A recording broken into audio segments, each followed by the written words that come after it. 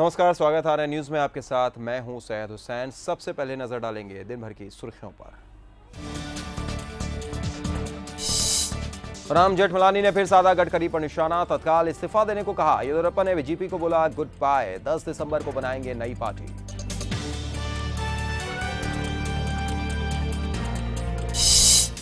महानवमी के मौके पर मां के 9वें रूप मां सिद्धिदात्री की आराधना में जुटे श्रद्धालु। हवन और आरती से पूरा माहौल हुआ भक्ति में सराबोर।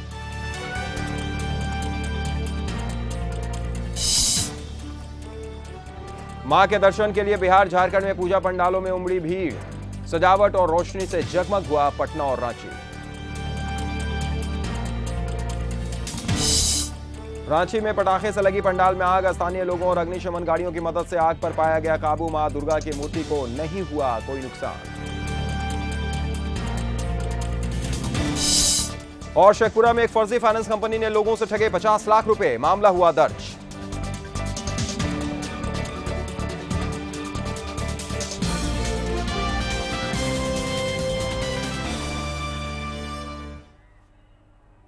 खबर विस्तार से। और सबसे पहले बात नितिन गडकरी की। बीजेपी अध्यक्ष नितिन गडकरी अपनी कंपनियों में कथित गोलमाल के ताजे खुलासे से गहरी मुश्किल में फंसते दिखाई दे रहे हैं। इस मुद्दे पर पार्टी के अंदर ही उनके खिलाफ विरोध तेज होने लगे हैं। पार्टी के कोटे से राज्यसभा सांसद और देश के मशहूर वकील राम जेठमलानी ने गडकरी के खिलाफ मोर्चा खोलते हुए उन्हें तुरंत इस्तीफा देने को कह डाला है। संघ भी गडकरी पर भौहें तरेर रहा है। उधर कर्नाटक के कद्दावर नेता पूर्व मुख्यमंत्री बीएस येदियुरप्पा ने भी बीजेपी से नाता तोड़ लिया है। इससे दक्षिण भारत में पार्टी की उम्मीदों को करारा झटका लगा है। येदियुरप्पा ने ऐलान किया है कि वो 10 दिसंबर को नई पार्टी बनाएंगे।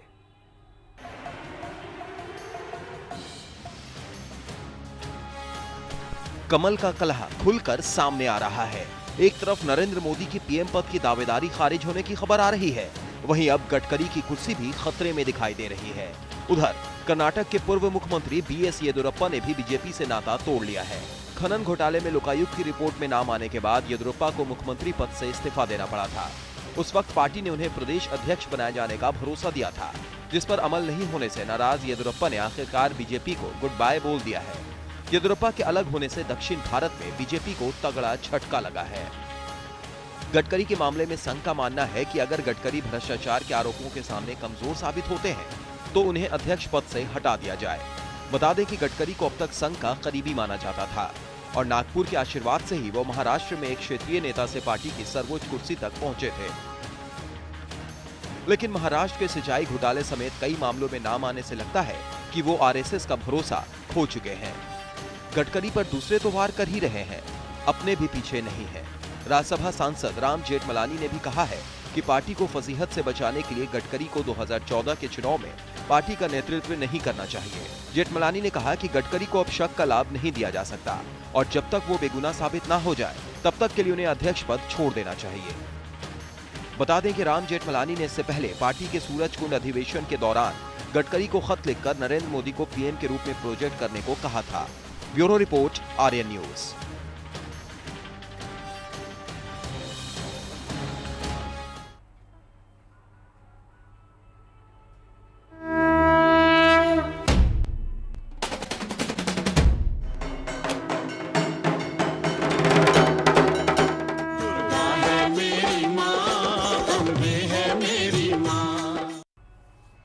चलिए अब बात करेंगे दुर्गा पूजा की। महानवमी के मौके पर उप मुख्यमंत्री सुशील मोदी पटना सिटी के बड़ी पटन देवी मंदिर पहुंचे और बड़ी आस्था के साथ मां की पूजा अर्चना की। उप मुख्यमंत्री ने बिहार में अमन चैन रहे इसके लिए भी मां से याचना की।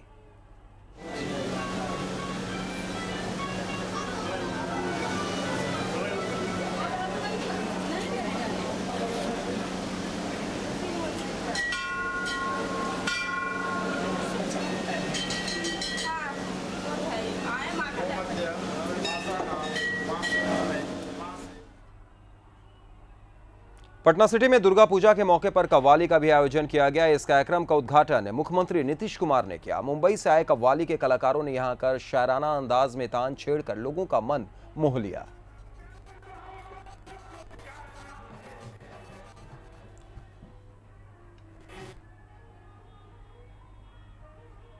दुर्गा पूजा को लेकर दसों दिशाएं मां के जयगान से गूंज रही हैं। मां की मूर्तियों के दर्शन के लिए हर जगह भक्तों की भारी भीड़ उमड़ रही है।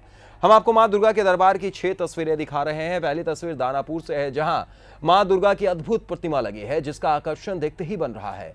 दूसरी, तीसरी और चौथी तस्वीर पटना सिटी, नालंदा और बेगूसराय की है, जहां मां दुर्गा की बड़ी बड़ी प्रतिमाएं स्थापित की गई हैं और भारी तादाद में लोग मां के दर्शन के लिए पहुंच रहे हैं।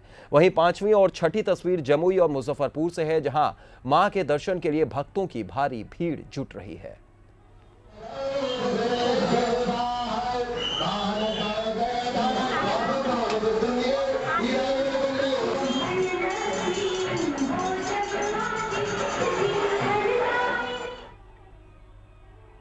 पूजा पंडालों की खूबसूरती उसकी रोशनी व्यवस्था से आंकी जाती है। बोरिंग रोड इलाके में बड़े ही खूबसूरत अंदाज में रोशनी की मदद से पंडालों की खूबसूरती को दिखाया गया है। चारों तरफ रंग बिरंगी लाइटों की मदद से पंडालों और उसके आसपास के इलाकों को सजाया गया है। दूसरी तस्वीर डाक बंगला चौराहे की है, जहां लाइटों की मदद से मां दुर्गा के अलग अलग रूपों को दिखाया गया है और श्रद्धालु इसे देखने बड़ी तादाद में पूजा पंडाल पहुंच रहे हैं।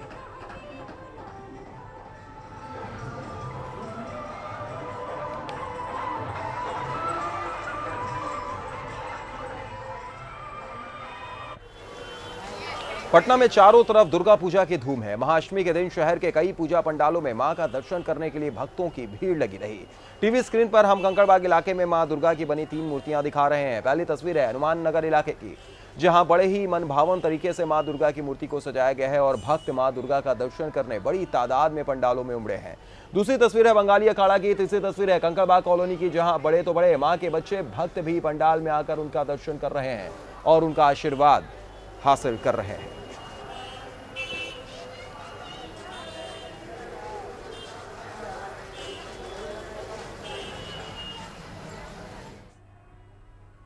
पटना के अलावा मुजफ्फरपुर में भी हर तरफ मां के जयकारे गूंज रहे हैं। पूरे शहर में लोगों का जोश देखते ही बन रहा है। सड़कें रोशनी से नहाई हुई हैं। कंपनी बाग, टावर चौक, गोला रोड में भक्तों की खासी भीड़ देखने को मिल रही है। मां की चलंत प्रतिमा और खूबसूरत पंडाल आकर्षण का मुख्य केंद्र है।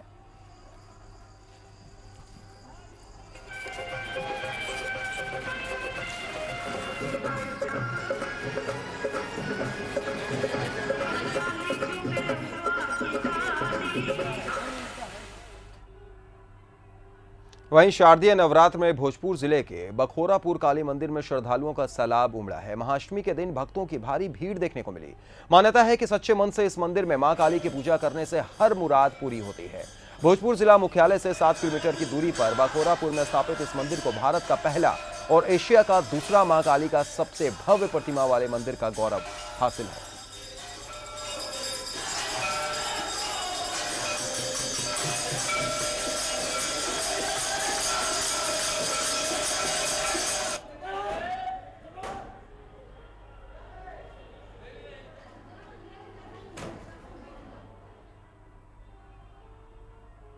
पूरे देश सहित झारखंड में भी नवरात्र की धूम मची है। अलग अलग स्थानों पर अलग अलग तरीके से दुर्गा पूजा मनाई जा रही है। पहली तस्वीर जामताड़ा से, जहां आदिवासी समाज के लोग अपने तरीके से मां दुर्गा की आराधना करते हैं। आदिवासी समाज इसे दशहरा पर्व के रूप में मनाते हैं। दूसरी तस्वीर तमाड़ की है, जहां देवड़ी मंदिर में श्रद्धालुओं की भारी भीड़ देखी जा रही है। हजारों श्रद्धालुओं ने पूजा अर्चना की।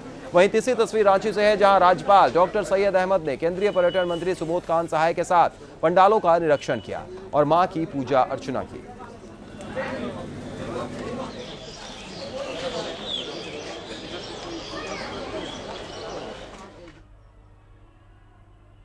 रांची के जगन्नाथपुर के बड़कागढ़ में दुर्गा पूजा में सांप्रदायिक सौहार्द की अद्भुत मिसाल देखने को मिलती है। दुर्गा पूजा में यहां पर डोली पूजा की प्रथा है, जो 1880 से चली आ रही है। खास बात यह है कि आज भी इस पूजा को वैसे ही मनाया जाता है जैसे उस वक्त मनाया जाता था।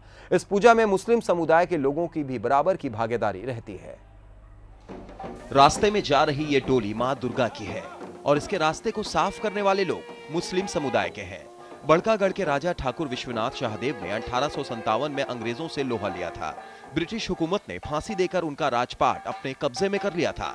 उसके बाद 1880 में उनकी पत्नी बानेश्वरी कंवर को जगन्नाथपुर में रहने का ठिकाना मिला।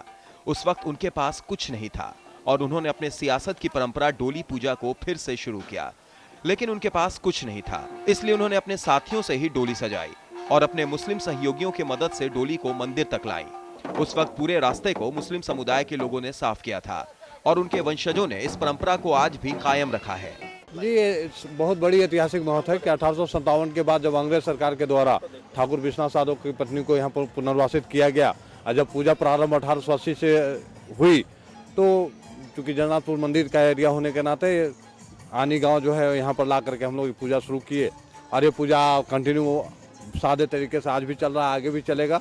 और यहाँ सभी जाति और धर्म के लोग जो हैं शामिल होते हैं, क्योंकि जगन्नाथपुर मंदिर की जो परंपरा रही है हर जाति धर्म के लोगों को सेवा से जोड़ा गया, वही परंपरा जो है ये दुर्गा पूजा में भी शामिल हो गया। और मुसलमान परिवार के लोग उन्नाव, मुंडा, लोहरा, रजवार जितने भी जो लोग इस गांव से संबंधित हैं। मुस्लिम समुदाय के लोगों ने 1880 में न सिर्फ रास्ते की सफाई की थी बल्कि मंदिर की देखरेख का जिम्मा और नवमी की बलि के लिए बकरे का भी प्रबंध किया था। आज भी उनके वंशज इस पूजा में उसी तरह भागीदार हैं जैसे उस वक्त हुआ करते थे और इनका कहना है कि ऐसा करके उन्हें गर्व महसूस होता है। परंपरा से जुड़े हुए तो हमारे पूर्वज हैं। 1880 से ये है ना, ये दुर्गा पूजा में जुड़े हुए हैं और मंदिर का जो जगन्नाथपुर मंदिर है उसमें 1691 से जुड़े हुए हैं। इस काम को करने से हमको बहुत खुशी और बहुत अपने आप में जो है ना गौरवान्वित महसूस होता है। और हम अपने आप को गौरवान्वित महसूस क्यों नहीं करें। हम एक सांप्रदायिक सद्भावना का जो है ना हमारे अंदर जो है, हमारे खून में ये ठाकुर भानुश्री कुंवर और ठाकुर अहिनीनाथ सहदेव एक प्यार का, मोहब्बत का, भाईचारगी का जो लौ हमारे शरीर में डाल दिया वो आज भी है। विश्वनाथ शाहदेव के वंशजों की आर्थिक स्थिति आज भी दयनीय है, लेकिन इस पूजा को वो अपने धरोहर के रूप में आज भी करते हैं और पूरे समाज का सहयोग उन्हें मिलता है। लेकिन मुस्लिम समुदाय के लोग इस पूजा में न सिर्फ भागीदार हैं बल्कि उनकी आस्था भी इससे जुड़ी हुई है। बड़कागढ़ की इस पूजा का धार्मिक और ऐतिहासिक महत्व तो है ही, लेकिन जो सबसे खास बात है वो ये कि ये सांप्रदायिक सौहार्द का एक अनूठा उदाहरण है। वर्तमान पीढ़ी ने भी इसे सहेज कर रखा है और आने वाली पीढ़ियां भी इसे आगे भी जारी रखेंगी। कैमरामैन विनय के साथ नीलेश सिंह, आर्यन न्यूज, बड़कागढ़, रांची। झारखंड में दुर्गा पूजा की जहां धूम है, वहीं अपनी परंपरा को लुप्त ना होने देने का बीड़ा जैप 1 के जवानों ने उठाया है और सैकड़ों सालों से नवमी के दिन हथियारों की पूजा परंपरागत तरीके से की जा रही है। एक report. AK-47, INSAS, rifle, pistol, mortar, carbine और ग्रेनेड जैसे हथियारों की ये प्रदर्शनी नहीं बल्कि शक्ति के उपासक दुर्गा पूजा में नवमी के दिन इन हथियारों की पूजा करते हैं। जी हाँ, ये नज़ारा है रांची के डोरंडा स्थित जैप 1 का, जहां साल 1880 से दुर्गा पूजा की जाती है और तब से दुर्गा पूजा में हथियारों की पूजा करने का रिवाज है। साथ ही मां दुर्गा को गोलियों की तड़तड़ाहट से सलामी दी जाती है और जानवरों की बलि देकर जवान मां दुर्गा से शक्ति का वरदान मांगते हैं। सैकड़ों सालों की इस परंपरा को जैप 1 के जवानों ने जिंदा करके रखा है। जहाँ तक मुझे जो के बाप दादा है पहले थे, 1880 से ही इसका परंपरा शुरू हुआ है। इसका महत्व बहुत है। हम लोग अपना जो हमारा परंपरा है, जो दुर्गा पूजा का जो बलि पूजा होता है, जो हमारा परंपरा से चला आ रहा है, उस रीति को आज तक हम लोग इसको निभाते आ रहे हैं। इसलिए सभी परिवारों में उत्साह, उमंग है। इसको हम लोग खुशी से। सलामी का क्या मतलब है? सलामी एक सम्मान है। झारखंड के ज्यादातर जिले नक्सल प्रभावित हैं, जहां जवान नक्सलियों से लोहा लेते हैं।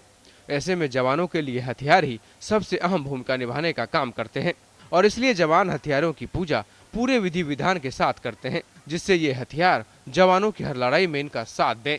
हथियार पूजा माता रानी के भी 10 हाथ में हथियार हुआ करता है और यहाँ ये अर्धसैनिक बल है। हमारे पास जो भी हथियार है उन सभी हथियारों को हम ये मानते हैं ये माता रानी का हथियार है और यही हथियार हमारी सुरक्षा करता है, जन जीवन की सुरक्षा करता है। तो इसमें हम समझते हैं कि मेरे प्रत्येक हथियार में माता रानी का आशीर्वाद बसा है, इसलिए हम शस्त्रों की पूजा करते हैं। जैप के जवानों के हथियारों की इस पूजा में उनके परिवार के लोग पूरी आस्था के साथ बढ़ चढ़ कर हिस्सा लेते हैं। जवानों की पत्नियां अपने पति के लिए मां दुर्गा से उनकी लंबी आयु की प्रार्थना करती हैं। मतलब बकरी, उसके साथ साथ शस्त्र का भी पूजा होता है और शस्त्र का पूजा इसलिए होता है कि हमारे जैप 1 के जितने भी जवान हैं वो ऐसे ऐसे जगह पे है जो मतलब अनबिलीवेबल है, जहाँ पे उन लोगों को पानी भी नहीं मिलता है, कभी खाने भी नहीं मिलता है और जंगल भटकना पड़ता है। तो इसीलिए वो लोग को सलामती के लिए हम लोग शस्त्र का पूजा करना इसलिए बहुत ही मान्यता है ताकि वो लोग सुरक्षित रहे और उनके साथ साथ उनके परिवार वाला भी सुरक्षित रहेगा। देश के लिए अपने प्राणों की आहुति देने वाले ये जवान सबसे ज्यादा समय खतरों के बीच बिताते हैं।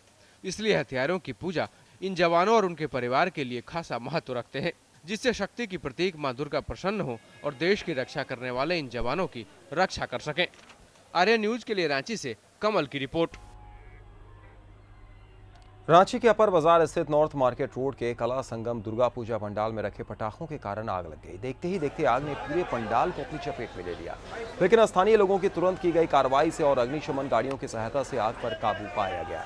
स्थानीय लोगों ने अग्निशमन कर्मचारियों पर सूचना देने के बाद भी देर से पहुंचने का आरोप लगाया, जिस पर सफाई देते हुए अग्निशमन अधिकारियों ने कहा कि शहर के ट्रैफिक की वजह से आने में थोड़ी देर हुई।